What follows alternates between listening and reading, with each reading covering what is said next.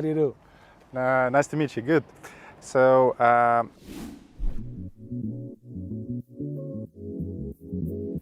lot of people call Cascais as a Portuguese Rivera, and they call that is like a very special city to live. So, what can you say about this? It's actually, we consider it the best place to live one day or a lifetime. Not in Portugal, but in the world. It's a combination of facts and factors that's built in our terms when what we believe the perfect city, and actually it's a village. We are still a village of 210,000 inhabitants in a territory of 90 square kilometers. And we construct the city and we think the city to ourselves, not thinking about others, not thinking about tourism. And we think that it's a positive externality for others to come just to visit for one day or to establish here and become our beloved expats, as we call them, our neighbors like yourself.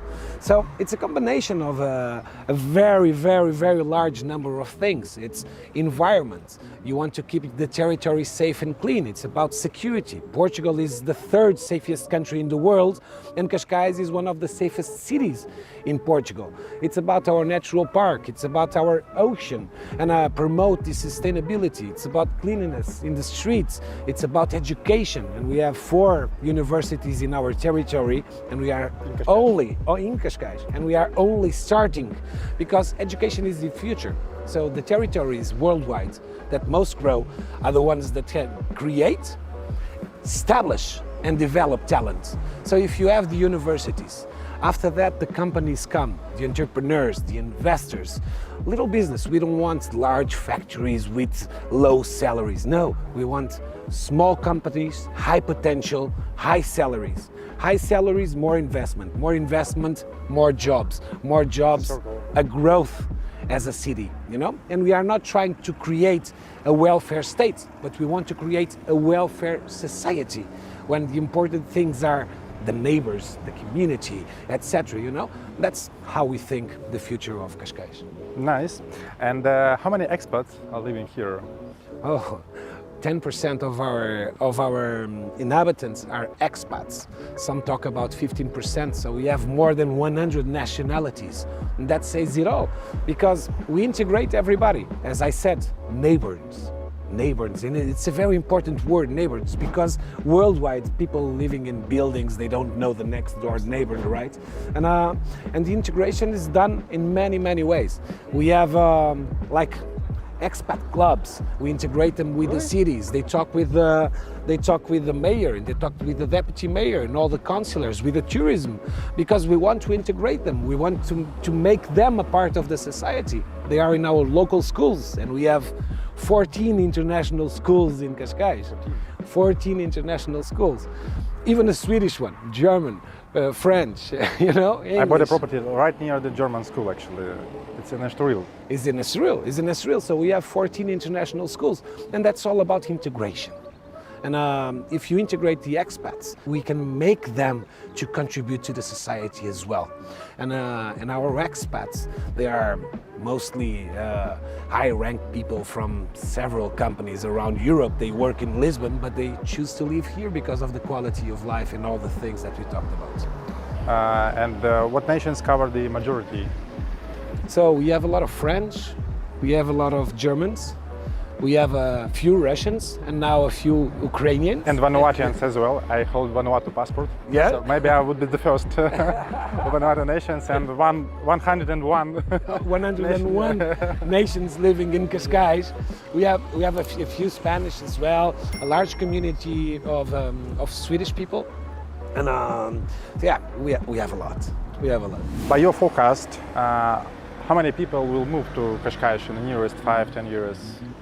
So, I believe that in terms of population, our limit will be 230,000, 235,000. I don't know the numbers specifically, but we have a limit in terms of construction and housing. So, we don't want to put Cascais in the map as the expat. It's an organic thing. People will come, if they enjoy they will stay, and they will create again jobs, they will establish the families. So we don't want to be considered as an expat city, you know?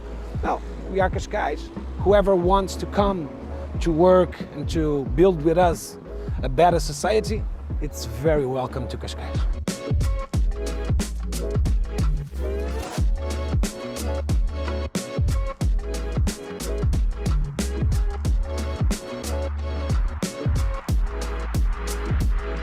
Are there any restrictions you've mentioned, like there are some national parks, the high limitation of buildings?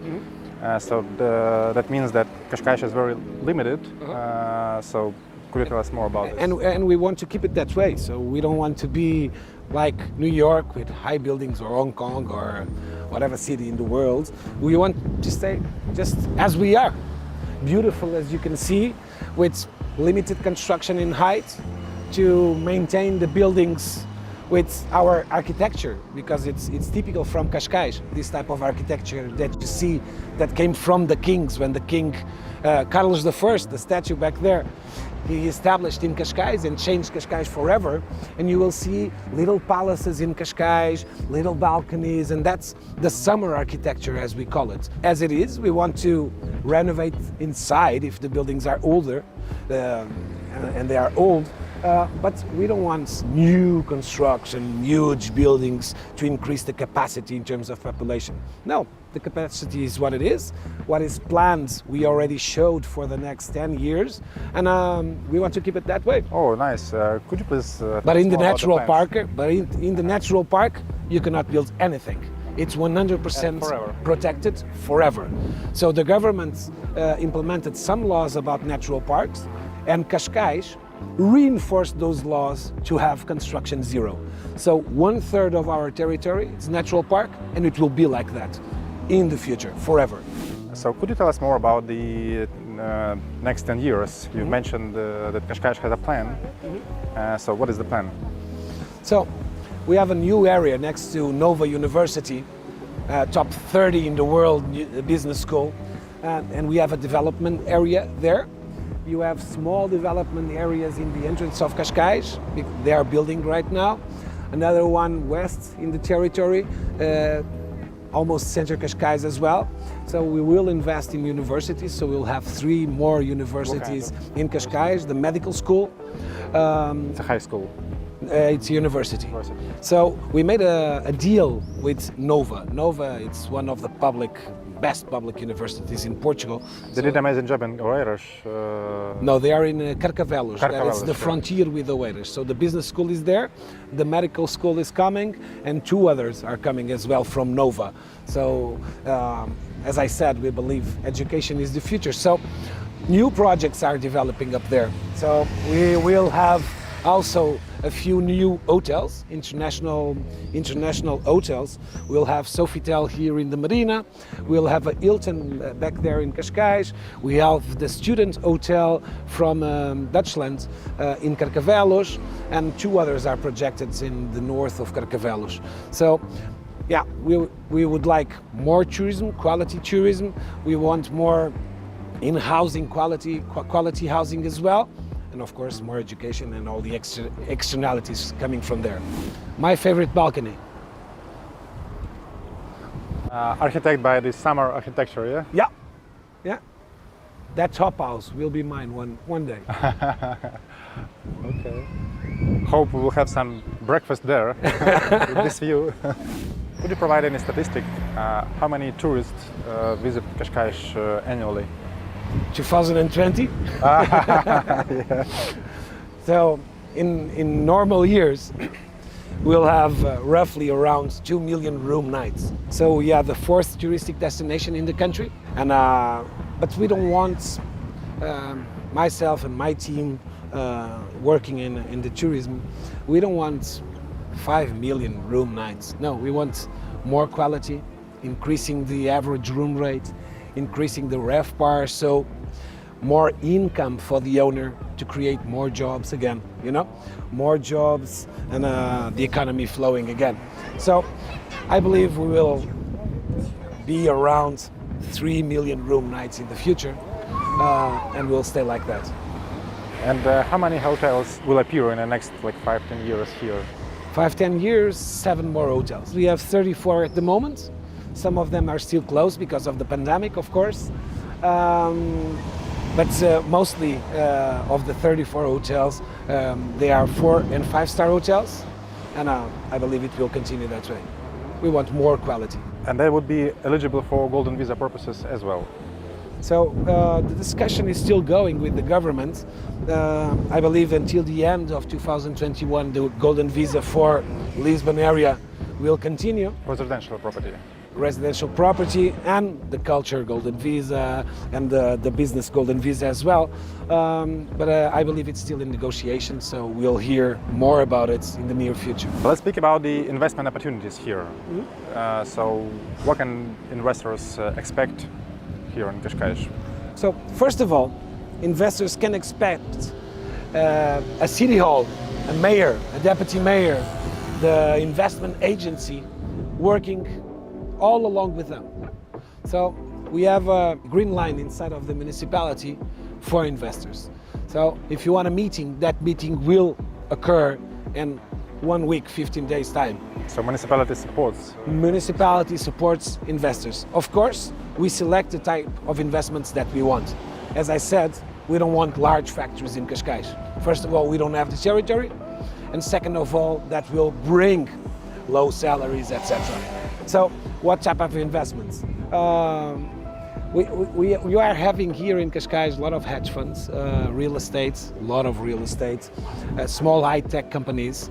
We are investing a lot in smart cities, and we are the reference of smart cities in the world in partnership with the Lloyds. So smart cities for us will for sure be the future, and we are already an example internationally and will become the role model. So we know that. So high-tech will come even more. The universities in the raw material that comes from there, from those kids every year, will put Cascais even more in the map, in new technologies and in things that you and I don't know yet, because the world is changing so fast.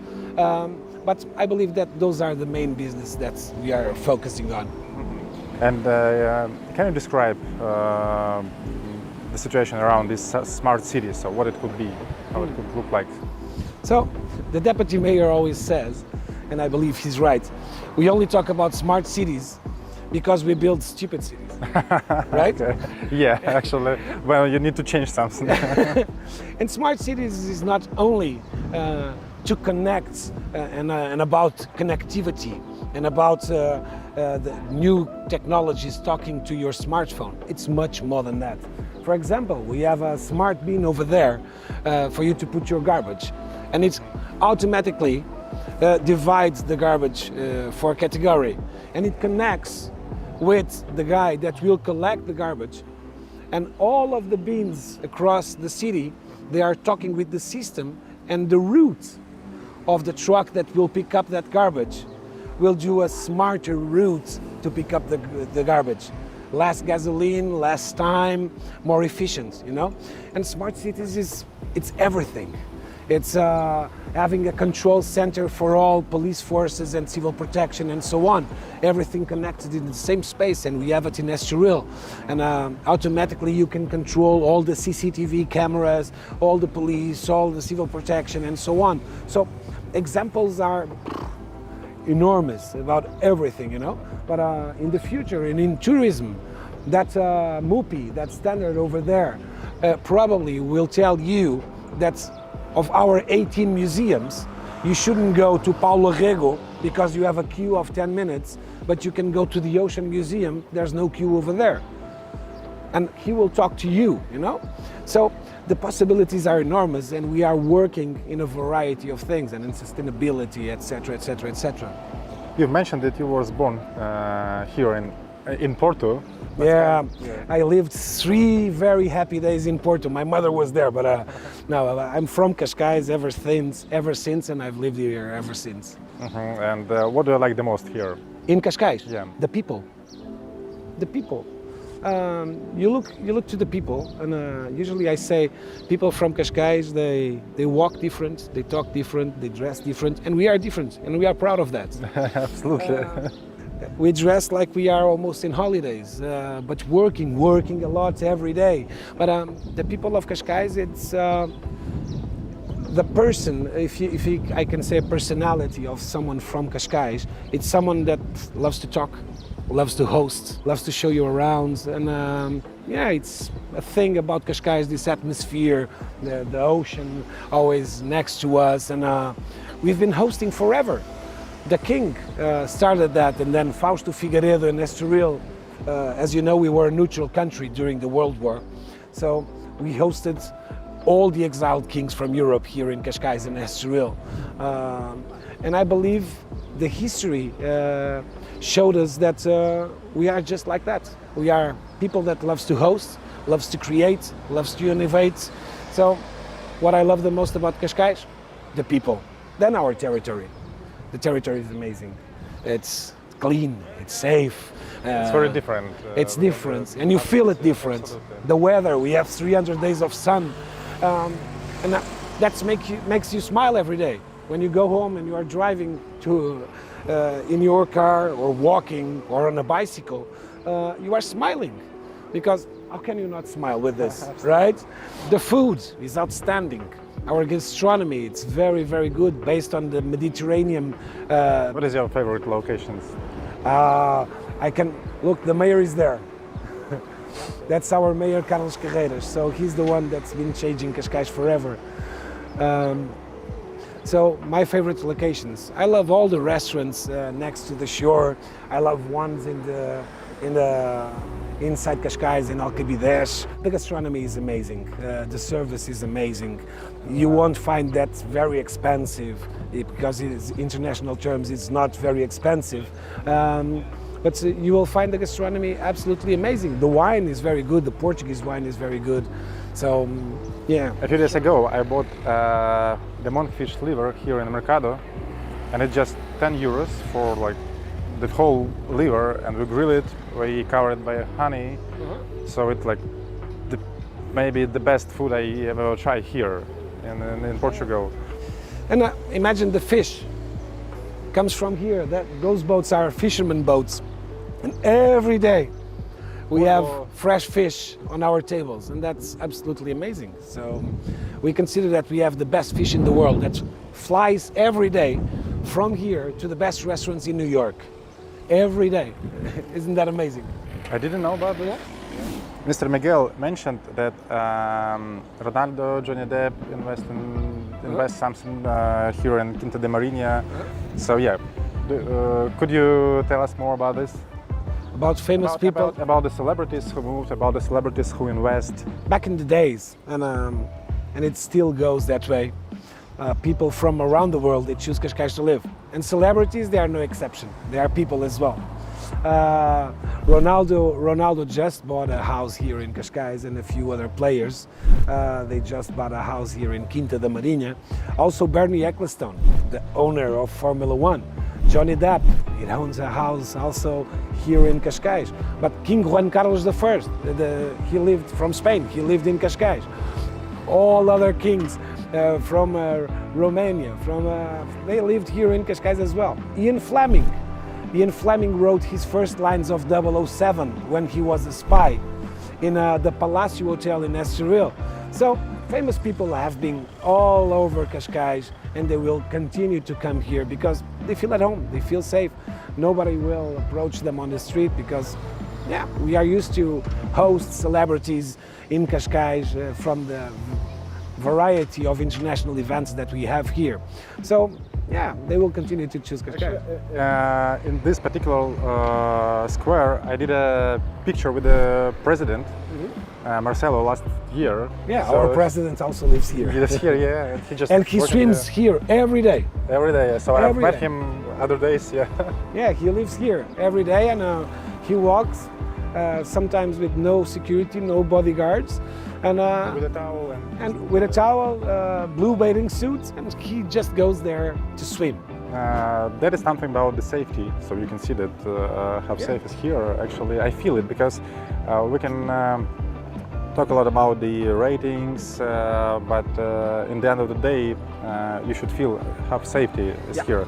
Honestly speaking, I'm living in a gated community, but anyway, I don't close my doors there. One day I forgot my key inside, so I just cross the garden and enter through terrace. So, and I have never faced any crime situation here. Yeah, the thing is as you say, it's not the statistics of safety. It's about you feeling safe. And you know that if you are walking with your phone, you won't be robbed, or with your watch, or with your wallet in your hand. You can cross from here to the station, no problem at all, right? And it's the perception of safetyness. And the mayor invested a lot in safety and security. So we have 3 police forces, 2 national ones and 1 local police. They speak English? They speak English, yeah. And then the mayor, he provides everything. Buildings, cars, boots, guns, everything. Because we want those policemen to feel good with the best material possible. So if they feel good, they smile more. And you know, it's a combination, as I said. Cascais has a lot of advantages, but what do you dislike here? What do I dislike about Cascais? Wow, that's a tough question. Sharp one. Sharp one. I can say what I would like to improve, because I don't know if there's something that I dislike. I would like that that people in the interior have the same mobility as people in the sea level, you know, and they are all in the same territory. So equality again. And the mayor is reinforcing the new bus lines and the new buses in Cascais, and actually they are all for free. So all inhabitants of Cascais have buses, bicycles for free. So mobility is a good question, and we are trying to improve that. Education, again, we are improving a lot of education. We invest in the primary schools and high schools and also universities, so that they can grow as a whole, you know? So you need to increase education levels throughout the society. We need better salaries, but it's the country. So again, if we have more investments, more high salaries, and then a society that improves as a whole. So I cannot say that I dislike. I can say to you things that I would love to see and to see for them to improve. Yeah, it's more improvements instead of dislikeness. I have very precise checklist because I used to live in the United States and Brazil. I changed 3 locations already here in Portugal, and I didn't find any. But right 0 dislikes here. For example, in Algarve, it's amazing location, but there you feel seasonal changes. Yeah. It's overcrowded in the summer, it's empty in winter. The winter. Here there is not a touristic place like that is touristic place, but it is still very residential one. Yeah. So beside of that, it's like I said, we build the territory for ourselves, and expecting that will be an external positive, external thing for others, that others can see. Could you tell us more about your lifestyle here, your activities? Myself, yep. As a person. You're a resident of Cascais? I am a resident of Cascais. So my wife and I, we walk a lot. We live in Guia, 2 kilometers away from here. So we leave the house and we go to have breakfast and then walk to the center of Cascais, here to the Cascais Bay. My kids, they study in Israel, so picking the kids from school, going to the park to play a little bit. Fortunately enough, we have a garden, so we spend a lot of time in our garden. I love to read and to listen to some music. So one day we can meet each other, yeah? Oh, for sure, for sure. And I love to sit there above to read a book and just look into the ocean or listen to some music. But we have a lot of cultural activities. We have 18 museums, and we love to explore them and go to the openings of the exhibits. We go to the Sinfonica Orchestra concerts. Cascais has its own Sinfonica Orchestra. I didn't know. Yeah, with 4 concerts per year plus 2. One is in our music festival that happens here. So we have a lot of events, and we try to make the most of those events and bringing the kids along, of course. So we go to restaurants every weekend to have lunch and dinner if possible. So yeah, we explore everything like you do, and we love to live here. Cascais hosts the Ironman. Yeah. I did half an Ironman in the United States, so I am waiting when You can do the full distance. I should this do year. that. I should do it. It will happen this year. Yeah, we'll have both Ironmans. We'll be the second place in the world that has it, and we'll have the half distance and the full distance in the same weekend. Only two cities in the world.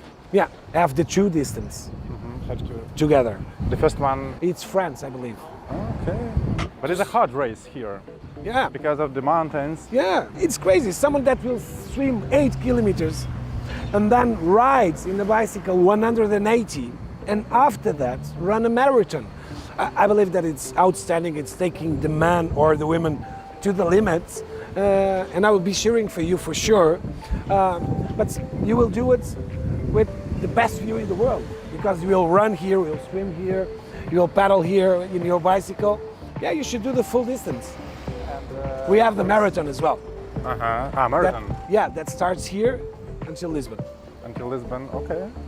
We also have the marathon if you don't want to paddle and to swim 8 kilometers plus 180. Yeah, and I see the people who are driving the cars here. They are very tolerant with the bicycles, so nobody ring them. If it's slow speed, they just riding behind you, and nothing happened. Yeah, if you live here and you feel the atmosphere of the surroundings, and if the streets are red, that shows that bicycles should come through here. Why should you horn? Yeah, we have to respect everybody. It's about tolerance. It's about, integration again, and so on and so on. So if you want to promote a healthier lifestyle, you should prioritize bicycles, right? Absolutely. And how many golf courses in the area? 7 golf courses. I started to play golf 2 years ago. I'm really bad about it. But we have 7 amazing golf courses. One of them is top 100 of the world in Oitavos, Quinta da Marinha. So 7 very good golf courses. Do you feel the demand of immigrants from United States, from Russia? Because as I see, a lot of Americans start moving to Portugal. I can't say that is like extremely growth, but yeah. Yeah, I believe Portugal as a whole, it's very attractive to multiple nationalities. Politically speaking, we are very stable. In terms of criminality, 3rd country in the world.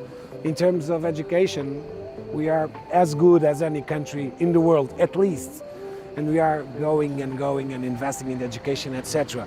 So you can, nowadays, with this being a nomad, a digital nomad, you can work everywhere in the world. Why not Portugal? Right? Absolutely. You have the best international schools, best universities, this weather, you can work from here, you are central in Europe, so in 2 hours you are in London, 2.5 hours you are in Paris, 4.5 hours you are in Russia or Ukraine, and in 10 flights per day to Brazil, to Argentina, yeah. in Brazil in 7 hours, United States from 5, if you go to San Francisco, 11 hours. So yeah, we have a very good international airport. Here in Cascais we have a private airport owned by the city, but it's an international airport as well.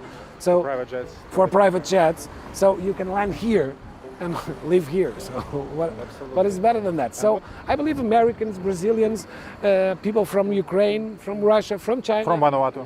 from for sure. So yeah, why not? And what about the healthcare system in Cascais? So that's another topic that the mayor is investing a lot in the past years. So all our daycare centers that have the general practitioner when you go and do your day-to-day health things, so they are all renewed, 100% renewed in September this year.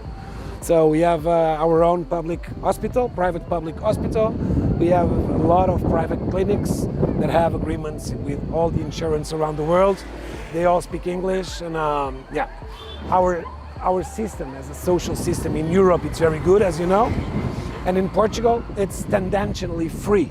So if I go to the doctor as an inhabitant, I'll pay, I don't know, €1, €2, I don't know. Yeah, something an like insurance which costs like 70-something euros per month, and I pay €2 or €3 for the appointment.